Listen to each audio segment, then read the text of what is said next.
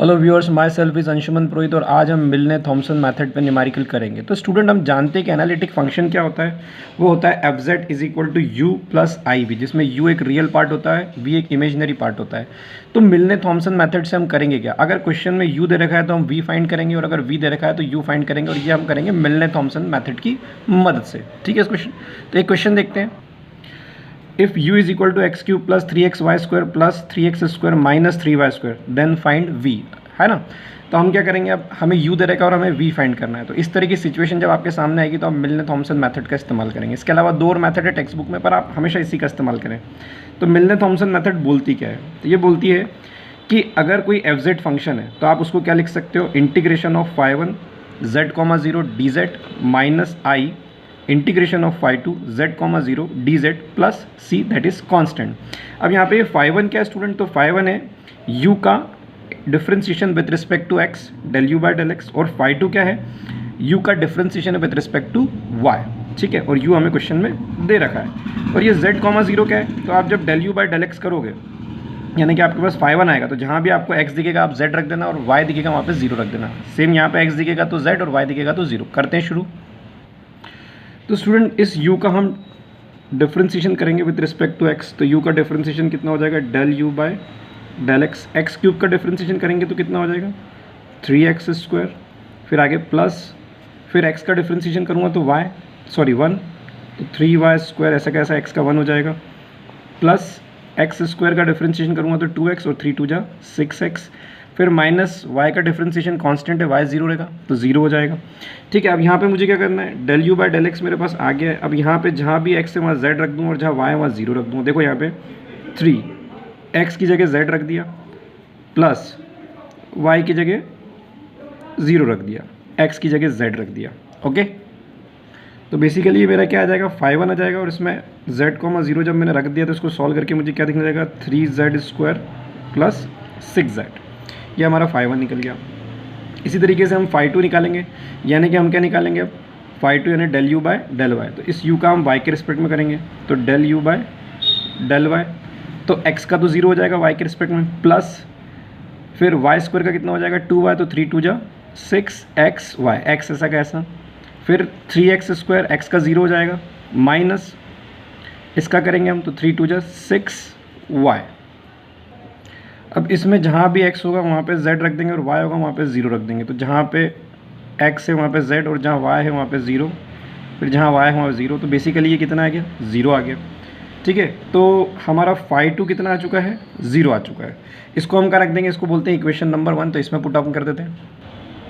तो student, integration of phi 1 की जगह हम क्या रख देंगे, फाई 1 z, 0 की जगह हम रख देंगे 3z square plus 6z bracket close dz minus i integration of phi 2 की जगह 0 और dz, और ये प्लस सी, ऐसा का ऐसा।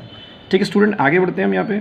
अब हम इंटीग्रेशन करेंगे z स्क्वायर का, 3z square dz plus integration 6z dz plus c।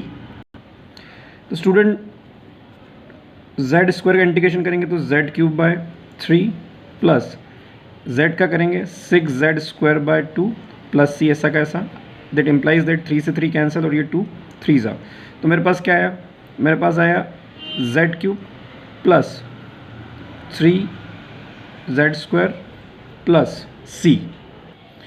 It means that जो ये मैं क्या निकाल रहा हूँ, एफ जेड निकाल रहा हूँ। तो मेरे पास एफ जेड आ गया, z cube plus 3z square plus c।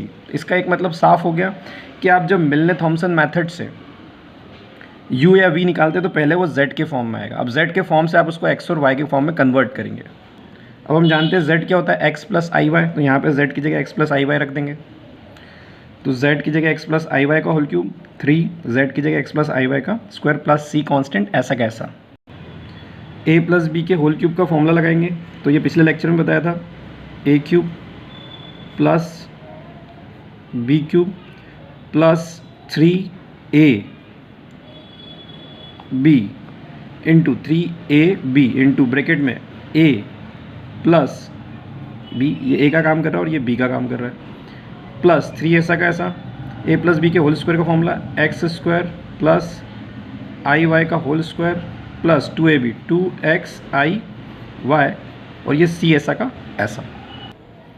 तो x का होल क्यूब मतलब एक्स क्यूब, और स्टूडेंट i का क्यूब मतलब क्या होता है, माइनस ऑफ i का क्यूब होता है minus of i, y cube ऐसा का ऐसा, प्लस इसको इसमें मल्टीप्लाई करेंगे तो 3 into x x square i y ऐसा का ऐसा, plus 3x i into i square y into y square, ठीक, प्लस 3 अंदर ब्रैकेट में x square plus i square का मतलब होता है -1 और वाई स्क्वायर ऐसा का ऐसा, ब्रैकेट लगा दूंगा, यहाँ भी ब्रैकेट लगेगा, plus 2xi y plus c, x cube ऐसा कैसा plus minus minus i y cube plus 3x square i y, फिर आई स्क्वायर को क्या लिख देंगे -1 तो प्लस माइनस माइनस 3x वाई square plus 3 into x 3x square plus minus minus 3 into y 3y square plus 3 2 जा 6xi y plus c। तो हमें कौन सा पार्ट निकालना है, हमें निकालना है v, that is imaginary part जो i के साथ लिखा है। तो i के साथ कौन कौन लिखा है, तो यहाँ पे i के साथ देखेंगे आप वाई क्यूब लिखा हुआ है माइनस का, प्लस 3x स्क्वायर y लिखा है i के साथ, देखें ये लिखा है, ये लिखा है, ये i के साथ नहीं है, ये i के साथ नहीं, ये i के साथ नहीं, फिर प्लस ये i के साथ क्या लिखा है 6xy। तो ये हमने क्या निकाल दिया, ये हमने क्वेश्चन में जो बोला है इमेजनरी पार्ट निकाल दिया जब u हमें दिया हुआ था मिलने थॉमसन मेथड की तरफ से। तो स्टूडेंट ये आपने इमेजनरी पार्ट निकाल दिया, इसी इमेजनरी पार्ट को हम क्या बोलते हैं, हार्मोनिक कॉन्जुगेट ऑफ u। अगर क्वेश्चन में ऐसा बोल दे कि find the harmonic conjugate of u, तो भी आपको मिलने थॉमसन मेथड निकालना है और u की जगह v निकालना है। कल को v का हार्मोनिक कॉन्जुगेट निकालने का बोलेंगे तो आपको u निकालना है ना। ठीक है, एक और क्वेश्चन देखते हैं, v कैसे निकालते हैं। If v is equal to e की पावर x ब्रैकेट में x cos y minus y sin y then find u, मतलब इमेजनरी पार्ट दे रखा है और रियल पार्ट फाइंड करने का बोल रहे हैं। तो हम क्या लिखेंगे, बाय मिलने थॉमसन मेथड। अब यहाँ पे थोड़ा सा चेंज हो जाएगा मेथड के अंदर, यहाँ पे ध्यान से देखिए। अब हम एफ जेड निकालेंगे मिलने थॉमसन मेथड से, integration of Sai 1 z, 0 plus आएगा, पिछली बार माइनस था, आई साई 2 z, 0 dz प्लस सी, है ना। फाई की जगह साई आ गया, माइनस की जगह प्लस आ गया। साई 1 का मतलब क्या है, डेल वी अपॉन में डेल वाई। साई 2 का मतलब क्या है, डेल वी अपॉन में डेल एक्स। ठीक है स्टूडेंट, मतलब जो गिवन फंक्शन है उसका पहले वाई के रिस्पेक्ट में और फिर एक्स के रिस्पेक्ट में करेंगे। तो शुरू करते हैं। तो इस वी का एक्स के रिस्पेक्ट में करेंगे। तो स्टूडेंट अगर इस वी का एक्स के रिस्पेक्ट में करते हैं तो फर्स्ट फंक्शन ऐसा कैसा और d by d x of second function, फिर प्लस सेकेंड फंक्शन ऐसा कैसा फर्स्ट फंक्शन का डिफ्रेंशिएशन। ठीक है स्टूडेंट, तो ये e की पावर x ऐसा कैसा और del by del x of x करेंगे तो 1 आएगा। तो बचेगा क्या, सिर्फ cos y, है ना। cos y का डिफ्रेंशिएशन नहीं होगा, फिर ये y और sin y का डिफ्रेंशिएशन 0 हो जाएगा x के रिस्पेक्ट में, plus x cos y minus y sin y और d by d x of e की पावर एक्स करूँगा तो ई की पावर एक्स ऐसा का ऐसा आ जाएगा। ठीक है स्टूडेंट्स, अब हम क्या करेंगे, इस del v by del x में जहाँ एक्स होगा वहाँ जेड रखेंगे और जहाँ वाई होगा वहाँ 0 रख देंगे। तो देखो ई की पावर एक्स की जगह जेड, कॉस वाई की जगह कॉस 0 1 हो जाता है, तो यहाँ पे 1 आ जाएगा, कॉस 0 1। फिर यहाँ पे देखेंगे एक्स की जगह जेड, कॉस 0 1 हो जाएगा। ठीक है, तो ये जेड ही बचेगा, माइनस ये पूरा 0 हो जाएगा। फिर ये ई की पावर एक्स यानी कि ई की पावर जेड इसके मल्टीप्लाई में जाएगा। तो ये हमारा क्या है, बेसिकली ये हमने निकाला है del v by del x यानी साई 2। इसी तरीके से साई 1 निकालेंगे तो इसका वाई के रिस्पेक्ट में करेंगे तो ई की पावर एक्स, और इसका तो कोई मतलब ही नहीं रह जाएगा स्टूडेंट्स। तो ई की पावर एक्स ऐसा कैसा, अंदर ये एक्स भी ऐसा, कॉस का अगर डिफ्रेंशिएशन करेंगे तो कितना आएगा, माइनस ऑफ साइन वाई। फिर यहाँ पे विद रिस्पेक्ट टू वाई कर रहे हैं तो y ऐसा कैसा, साइन y का कितना हो जाएगा, cos y। ठीक है, प्लस साइन y ऐसा कैसा और d by d x of y कितना हो जाएगा, 1। ठीक है स्टूडेंट्स, ठीक है। यहाँ पे मैं आपको बता दूँ, यहाँ पे प्रोडक्ट रूल लगा है ना। तो यहाँ पे हम क्या करेंगे, x की जगह z और y की जगह 0 रख देंगे। तो यहाँ पे x की जगह z ये माइनस इधर लगा देता हूँ। अब साइन y की जगह 0 रखूँगा तो साइन 0 तो कितना हो जाएगा, 0 माइनस ये फिर 0 इंटू कॉस 0 1 होता है पर मतलब ही नहीं है, प्लस साइन 0 अगेन 0। तो बेसिकली ये सब 0 हो गया, तो अल्टीमेटली ये क्या आ गया 0। तो हमारा जो साई 1 है वो कितना आ गया है 0 आ गया साई 1। इसको इक्वेशन नंबर 1 में पुट करते हैं तो ये टर्म तो 0 ही हो गई। फिर क्या बच रहा है आगे plus I integration of Sai 2। तो साई 2 हमारा कितना है ई की पावर z, z ई की पावर z। ठीक है students, bracket dz plus c। अब स्टूडेंट अगर आप ध्यान से देखें तो मैंने क्या करा, ये इंटीग्रेशन इसको अलग लिख लिया और इस इंटीग्रेशन को इसके साथ लिख दिया। आई बाहर है, ठीक है, dz इसमें मल्टीप्लाई कर दिया, dz इसमें मल्टीप्लाई कर दिया।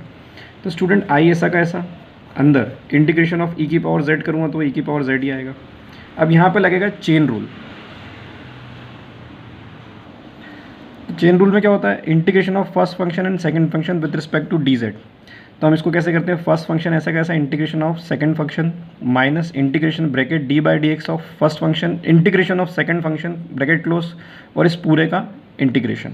तो यहाँ पे फर्स्ट फंक्शन का काम z कर रहा है, जो फंक्शन डिफरेंशिएट होने पे 0 की तरफ जाए वो फर्स्ट होता है, एक्सपोनेंशियल में ऐसा कभी नहीं होगा। ठीक है, तो फर्स्ट फंक्शन का काम जो है z कर रहा है और सेकंड फंक्शन का काम ez कर रहा है। यहाँ पुट करते हैं तो फर्स्ट फंक्शन यानी कि प्लस z ऐसा का ऐसा इंटीग्रेशन ऑफ सेकंड फंक्शन यानी कि ई की power z dz minus integration bracket d by d x of first function कौन है z integration of second function e की पावर z dz और इस पूरे का इंटीग्रेशन। ठीक स्टूडेंट्स,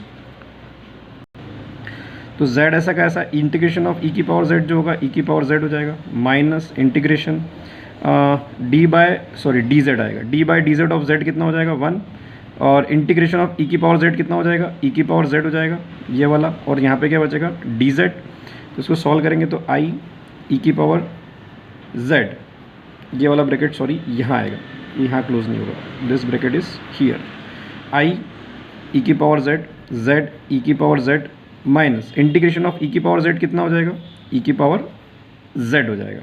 तो आप देख रहे हैं कि ई की पावर z से ई की पावर z कैंसिल, तो बेसिकली मेरे पास जो है क्या बचा है आई जेड ई की पावर z, ये मेरा एफ जेड आया है। ठीक है स्टूडेंट, ये मेरा क्या है एफ जेड, और हम जानते हैं z क्या होता है x प्लस आई वाई होता है। तो यहाँ पे आई एक्स प्लस z की जगह क्या रख देंगे आई वाई ई की power x plus i Y, आई को अंदर मल्टीप्लाई करेंगे तो x I into i square यानी कि -1, तो यहाँ पे माइनस आ जाएगा y। ठीक है, ब्रैकेट ई की पावर x डॉट ई की पावर आई वाई प्लस है तोड़ दिया हमने। अब हम जानते हैं ई की पावर आई थीटा क्या होता है कॉस थीटा प्लस आई साइन थीटा। तो थीटा का काम कौन कर रहा है यहाँ पे y कर रहा है। तो ई की पावर x ऐसा कैसा, और इसको क्या लिख देंगे हम कॉस y प्लस आई साइन y, ई की पावर आई वाई को लिख देंगे। इन दोनों को आपस में मल्टीप्लाई करते हैं। सो आई एक्स इंटू कॉस वाई, आई एक्स कॉस वाई, आई एक्स इंटू पहले तो आई इंटू आई स्क्वायर यानी कि -1 आएगा, फिर x into sine y x sine y, फिर minus y into cos y minus y cos y, plus minus minus i ऐसा कैसा y into sine y sine y, और इन सब के बाहर कौन चल रहा है ई की पावर एक्स। ठीक है स्टूडेंट, हमें क्या निकालना है, हमें यू निकालना है, मतलब हम वो सारे टर्म लिखेंगे जिसमें आई नहीं है। तो एक तो कौन है x sine y minus y cos y, इसमें आई है और इसमें आई है, तो ये दो टर्म है, और बाहर कौन चल रहा है इन सबके ई की पावर एक्स। तो ये हमने हार्मोनिक कॉन्जुगेट निकाल दिया वी का यानी कि यू निकाल दिया, रियल पार्ट निकाल दिया जब इमेजनरी पार्ट दिए। तो क्वेश्चन अगर समझ में आया हो तो स्टूडेंट और क्वेश्चन प्रैक्टिस करिए, है ना। इसको हार्मोनिक कॉन्जुगेट भी बोलते हैं। इसके अलावा हार्मोनिक फंक्शन है कि नहीं है कोई एनालिटिक फंक्शन, उसके लिए हम क्या करते हैं लाप्लास इक्वेशन को सेटिस्फाई करते हैं। तो आप कर लेना double differentiation of x of U double differentiation of, अगर इस लाप्लास इक्वेशन को सेटिस्फाई करते हैं मतलब इन दोनों का एडिशन 0 आ जाए तो फिर given analytic function is harmonic. del two u upon में del x2 plus del two u upon में del y2 का सम अगर 0 आ जाए इट मीन्स कि given analytic function is harmonic, है ना। तो थैंक यू वेरी मच। अगर आपको लेक्चर समझ में आया हो तो इसको ज़्यादा से ज़्यादा शेयर करें, नॉलेज सीकर्स में बहुत ज़्यादा शेयर करें, सब्सक्राइब करें, लाइक करें, कमेंट्स करें। Thank you so much.